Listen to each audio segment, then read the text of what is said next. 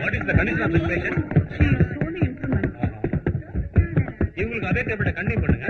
Okay sir, அந்த மாத்திரையே continue பண்றோம். Who is the patient? New admission. I see. Gowri, யாமனா,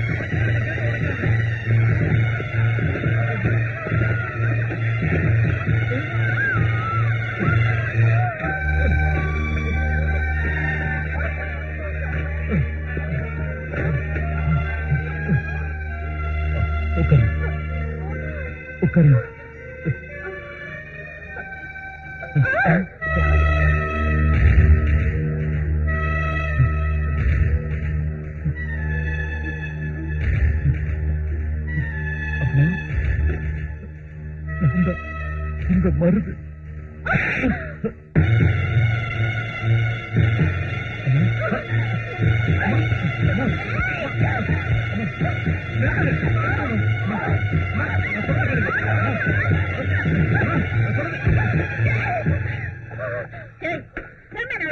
நான் ஒண்ணு அடிக்கல, நாங்க டான்ஸ் ஆனோம். அவ அங்க இருந்து பிடிச்சா, இங்க இருந்து பிடிச்சேன். ஒட்ட கட்ட கெட்டியாக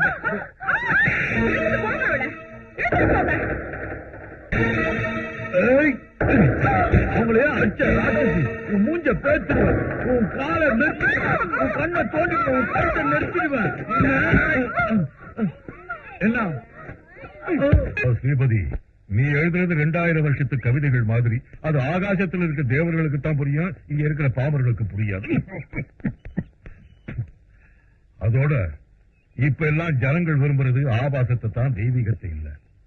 பொண்ணுங்களை அங்கமா வர்ணிச்சு எழுதுனா ஏதோ 4 காசு சம்பாதிக்கலாம். அதை விட்டுட்டு அம்மனையும் கோயிலையும் வர்ணிச்சு எழுதுனா எவனுக்கு விளங்கும்? கோபம் வந்து இந்த மூக்கு மேல இருக்கிற கோபம் தான் என் உத்தியோகத்தை பறிச்சிருச்சு. இது இல்லாம இருந்திருந்தா கை நிறைய வருமானம் வந்திருக்கும், உன் முகத்துல இருக்கிற சோகக்களையும் மாறி இருக்கும். நீங்க தகவல் அனுப்புறதுனால வந்தேனே தவிர உங்க அறிவுரை கேட்க வரலங்கிறீங்க. கண்டிப்பா நீங்க உலகத்துக்கே அறிவுரை சொல்ற ஒரு ஆட்சியம். பாருங்க ஸ்ரீபதி, உங்க புஸ்தகம் எல்லாம் அச்சல ஏறதுக்கு தேவையான எல்லா உதவிகளையும் நான் பண்றேன். அதுக்கு பிரதிபலனா இதுக்கு மேல என்னுடைய பெரிய கலர் போட்டோவை நான் போட்டுக்குவேன். இதை நீங்க எனக்கு எழுதி கொடுத்துடணும். அவசரப்படாதீங்க. அப்படி நீங்க செஞ்சீங்கன்னா உங்க கவிதை எல்லாம் விலை போற மாதிரி நான் ஏற்பாடு செய்வேன். என்னங்க ஏன் விஷயத்தையும் சொல்லுங்க. அதுக்கு தான் வர்றேன். இருடி. ஒண்ணுமில்ல ஸ்ரீபதி சார், என் வீட்டுக்காரி பெண்கள் பாரதம்னு ஒரு நாவல் எழுதி இருக்கா. அப்போ ரொம்ப பிரமாதமான நாவலுங்க. அதை விக்கிறப்போ இதையும் சேர்த்தே வித்துடலாம். அதை வாங்க நினைக்கிறவங்க இதையும் வாங்கித்தானே ஆகணும். என்ன சொல்றீங்க? என்னத்த சொல்றது? ஆபாச புத்தகம் எழுதி பணம் சம்பாதிக்கிறவங்க மத்தியில வறுமைக்காக கவிதைகளை விற்க வந்துட்டேனேன்னு சந்தோஷப்பட சொல்றீங்களா? இனிய தமிழில அருமையான கவிதைகளை தந்த தேசத்துல காசுக்காக சோரம் போடுறவங்களை நினைச்சு சந்தோஷப்பட சொல்றீங்களா? என்ன பண்ண சொல்றீங்க? வருது வருது, கோபம் வருது. வரும் ராசையா. தாயை திட்டா பிள்ளை கோபம் வராம இருக்காது. மன்னிச்சிடுங்க, என் கவிதைகளை உங்களுக்கு தர முடியாது. இந்த ஜென்மத்துல நீ புஸ்தகம் போட முடியாது. போட முடியலனாலும் பரவாயில்லைங்க. என் உடம்புல உயிர் இருக்கு, என் ரத்தத்துல இன்னும் பலம் இருக்கு. இன்னைக்கு எழுதுவேன்.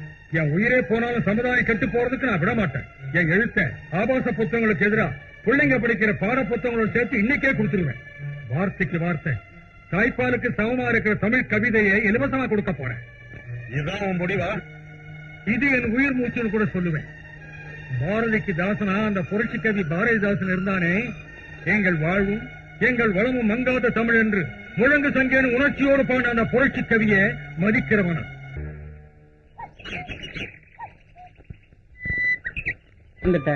என்னுடைய இந்த கவிதைகளை உங்ககிட்ட ஒப்படைக்கிறேன்.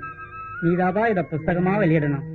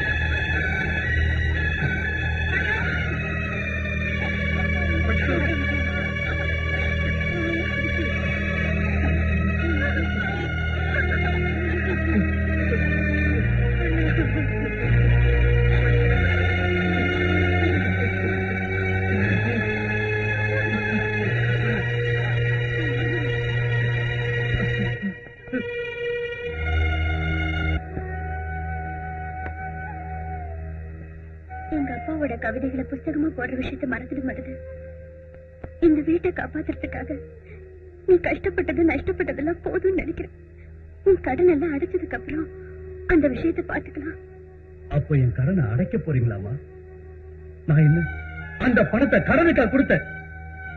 அப்படின்னா நீங்க கடனை அடைக்க பார்த்தா ஆத்தா அப்பா எந்த நாதி இல்லாத என்ன சின்ன பிள்ளையில இருந்து எடுத்து வளர்த்தாரு. அப்போ ஐயா எவ்வளவு பணம் வாங்கினார்? அவர் இல்ல நீங்க இப்படி எல்லாம் பேசி இந்த அனாதை பையில நோக்கடிச்சிடாதீங்க. அதெல்லாம் மருது, நான் சொல்றதை நீ புரிஞ்சுக்கல.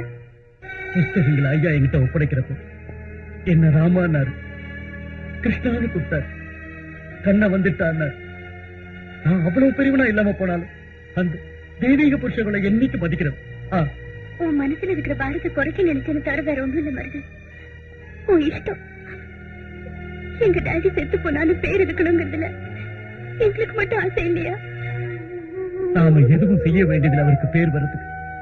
அவர் எழுதின ஒவ்வொரு எழுத்திலையும் இருக்கிற உண்மையும் மக்களை மயக்கிற அந்த மனசே போதும்.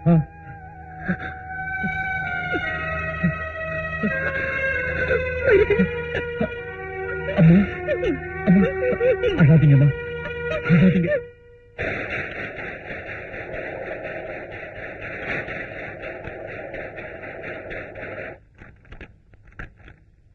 இது இவ்வளவையும் நீங்க சொன்ன மாதிரி இந்த கால்கோபைன் செய்யணும்னா கண்டிப்பா ₹1,00,000 ஆகும். லட்சம் என்னங்க, கொஞ்சம் ஜாஸ்தி ஆனாலும் எல்லாம் நான் நினைக்கிறபடி அழகா நடக்கணுங்க. கண்டிப்பா.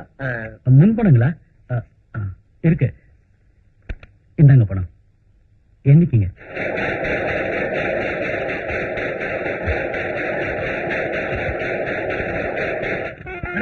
என்னையாது பல்லாக்கல? எல்லாம் எங்க ஐயா எழுதின புஸ்தகம்.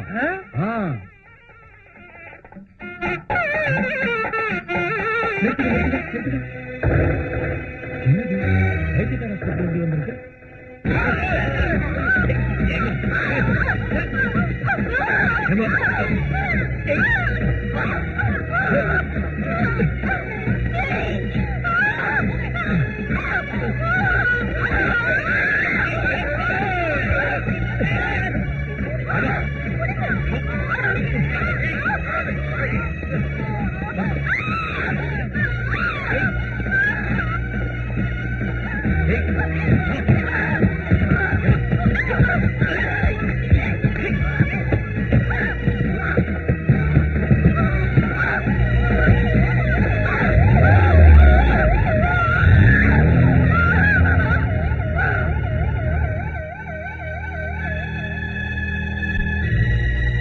தங்கமான பொண்ணு, இது என்ன கர்மமோ? என்னங்க இப்ப போனது சின்னமா தானுங்களே? ஆமாம்பா மருது, இந்த ஜென்மத்துல நாங்க யாருக்கு என்ன பாவம் செஞ்சோமோ அந்த பாவம் இந்த பொண்ணு சுத்திக்கிட்டு இருக்கு. அழாதீங்க, என்னங்க நடந்தது? சரிதாவுக்கு 15 நாளைக்கு முன்னாடி ரொம்ப சீரியஸ்னு சவால் வந்தது. நானும் ஹேமாவும் வீட்டுக்கு போனோம். சத்து ரொம்ப போய் சோர்ந்திருந்தா என் பொண்ணு. 4-5 நாள்ல கொஞ்சம் சுமாரானதை பார்த்தோம். அங்க சாப்பாட்டுக்கு சிரமமா இருக்குதுன்னு கேமா 2 நாள் இருந்துட்டு வாமான்னு சொல்லிட்டு நான் வந்துட்டேன். அதுதான் மருது நான் செஞ்ச பெரிய தப்பு. ஆமாமா, அந்த 4 நாளும் நீங்க அங்க இருந்திருந்தா இதெல்லாம் நடந்திருக்க போறதில்ல. கேமாமாவை பாக்குறப்பெல்லாம் அந்த அயோக்கிய பையன் கண்ணுல இருந்த மிருகத்தனத்தை பார்த்து நான் ரொம்ப சந்தேகப்பட்டேன்.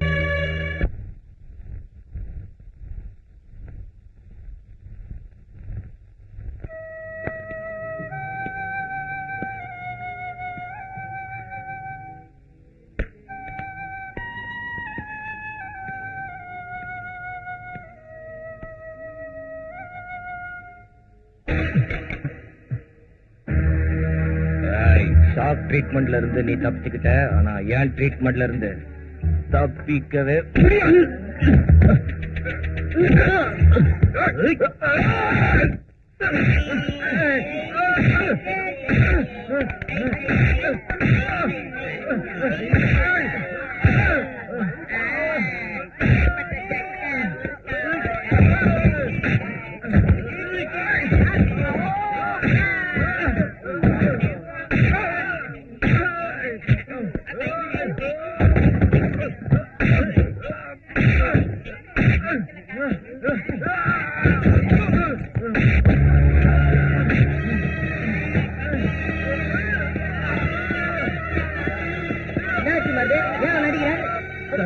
இந்த ஆள் செய்யறது கொஞ்சம் கூட நல்லா இல்ல சார். நான் பாட்டுக்கோ அமைதியா உட்கார்ந்து இருந்தேன் சார். இவர் என்ன அடிச்சிட்டார் சார். என்னப்பா என்ன நடந்தது? அவங்க சொல்றத நம்பாதீங்க, அவங்க ஏதோ வளர்றாங்க. சாமி, மருந்து கோவப்பட்டாலும் அவங்கிட்ட நியாயம் இருக்கு.